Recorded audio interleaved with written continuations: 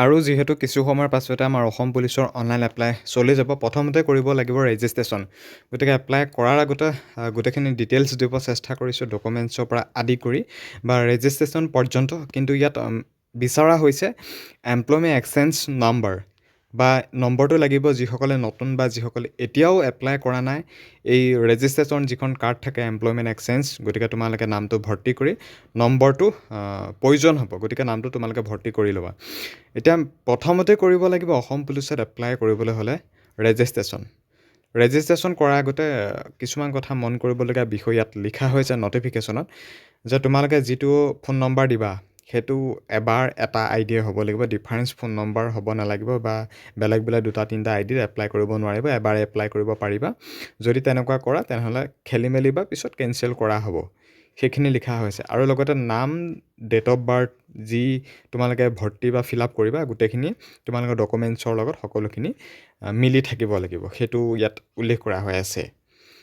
গতিকে এতিয়া আমি ফাৰ্ষ্টে কৰিব লাগিব ৰেজিষ্ট্ৰেশ্যন এটা ফোন নম্বৰ সৈতে। এমপ্লয়মেণ্ট এক্সচেঞ্জ কাৰ্ডৰ নম্বৰটোৱে লাগিব, হাইষ্ট তোমালোকে কিমান কোৱালিফিকেশ্যন আছে, 10 পাছ, 12 পাছ, গ্ৰেজুৱেট, তাৰপৰা ডিষ্ট্ৰিক্টৰ নাম দিব লাগিব, gender, male female, caste category দিব লাগিব, ডেট অফ বাৰ্থ, আধাৰ কাৰ্ডৰ নম্বৰটো দিয়াৰ পিছতে খুব ধুনীয়াকৈ OTP যাব আৰু তোমালোকে ৰেজিষ্ট্ৰেশ্যন কৰি ল'ব পাৰিবা। আৰু ৰেজিষ্ট্ৰেশ্যন কৰাৰ বা সম্পূৰ্ণ হোৱাৰ পিছতে এটা ID তোমালোকৰ নামত হৈ যাব, আৰু সেই IDটোৰ দ্বাৰাই তোমালোকে এপ্লাই কৰিব পাৰিবা। আৰু এতিয়া এপ্লাই কৰোঁতে ডকুমেণ্টছ কি কি লাগিব, A-Bit কৰা, U-Bit কৰা, SIত কৰা, সকলোৰে বাবে ডকুমেণ্টছ বেলেগ বেলেগ, এইটোৱে কোৱালিফিকেশ্যনৰ পৰা ভিত্তি কৰি।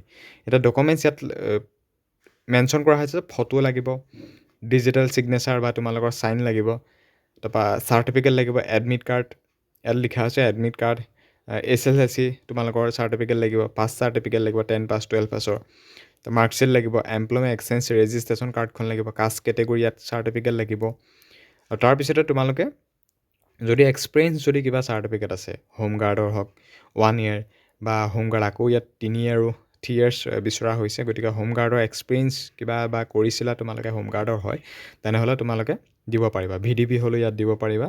ইয়াত বহুখিনি এক্সট্ৰা চাৰ্টিফিকেটৰ কথা ইয়াত মেনশ্যন কৰা হৈছে, SPO হওক, FMO হওক, স্পৰ্টছৰ হওক, NCC হওক, যদি আছে তেনেহ'লে এই চাৰ্টিফিকেটকেইখন ইয়াত তোমালোকে আপলোড কৰিব পাৰিবা। এইকেইখন মানে তোমালোকৰ এক্সপিৰিয়েঞ্চ বা এক্সট্ৰা ইয়াতো চাৰ্টিফিকেটে কোনো ধৰণৰ মাৰ্ক নহয়, এইটো এটা পাৰ্চেণ্টেজত, এইটো মেৰিটত মানে সুবিধাটো পোৱা হয়।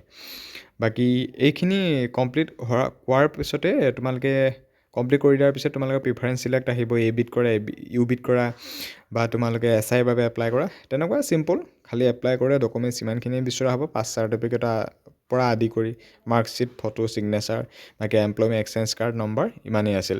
গতিকে ইমানখিনিয়ে ডকুমেণ্টছ লাগিব। গতিকে খুব সোনকালে এপ্লাই হ'ব, আৰু নেক্সট এটা ভিডিঅ' আনি আছোঁ কেনেকৈ এপ্লাই কৰোঁ তোমালোকৰ সন্মুখত লাইভ দেখুৱাম।